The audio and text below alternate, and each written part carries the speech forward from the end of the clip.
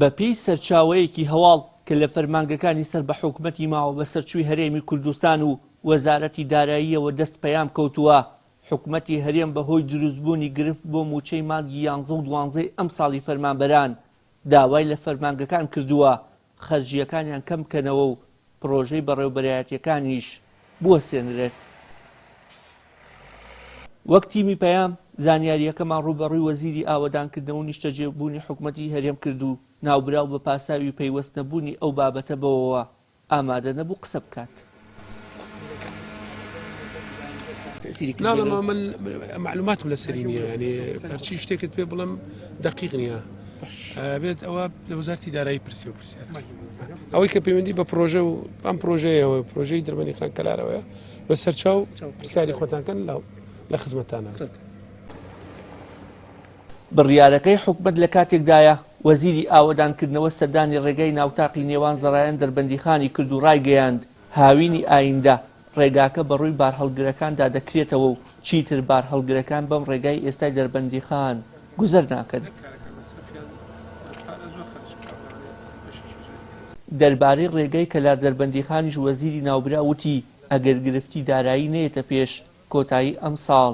ڕێگاکە بەڕووی شۆفێراندا دەکرێتەوە. بە خۆشحاڵیەوە تقریبان ئێستا کارکردن لە پرۆژەکە بە شویشی باش بەردەوامە تا ئێستا ڕێژەی جێبەجێکردن لە 135 ئێستا لە مەرحەلەی کرەشتۆنان ئینشەڵا لە هەفتەی داهاتوو دەسەکەن بە قۆناغی قیرکردن بۆ چینی باینەری یەکەم تەسەورەکەین تا کۆتایی ئەم مانگە ڕێژەی جێبەجێکردن ئینشەڵا بچێتە سەر و لە 150 ئینشەڵا ئەگەر پرۆسەکە بەم شوێ بڕوا و کێشەی بۆ دروست دەبێت تا کۆتایی ساڵ ڕێگای دەربەندیخان کەلار تەواو بێ هیچ وامان نامێنێ و ڕێگەی ناوتاقیش تەنها گرفتەیەتی گرفتی دارایی یەکوەکو پێویست پارەکانی بۆ خەرج ناکرێت ئەویش ئەگەر گرفتەکانی چارەسەر بێ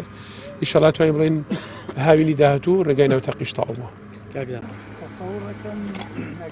لە بەرامبەردا قایمقامی دەربەندیخان نائومێدە و ڕەتی دەکاتەوە ڕێگای ناوتاق بەم زوانە کۆتایی بێت.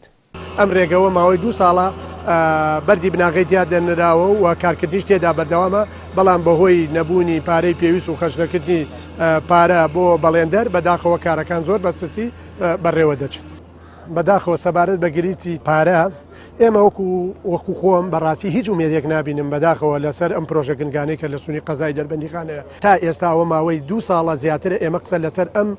گرفت و چارەسەرە خزمەتگوزارانی سنووری قەزای دەربەندیخان دەکەین و بە تایبەتی ڕێگەی دەربەندیخان ناوتاق زەڕێن ئەمە ڕێگەیەکی گشتیە هیچ بەرپرسێکی باڵا تا ئێستا لە ئاسی باڵا بەداخەوە ئەنجومەنی وەزیران و بە تایبەتی جێگری ئەنجومەنی وەزیران دەبوو ئاوڕێکی زیاتر جدی لەم ڕێگایە بداتەوەتەوە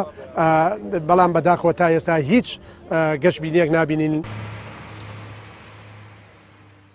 ڕێگای ناوتاق 22 کیلۆمەترە و بڕی 7 ملیار و 404 ملیۆن دیناری بۆ تەرخان کراوە بەڵام کۆمپانیاکە تەنیا 500 ملیۆن دیناری بە چەک وەرگرتووە و بەشێک لەو پارەیەش بەهۆی نەبوونی پارە لە بانکەکان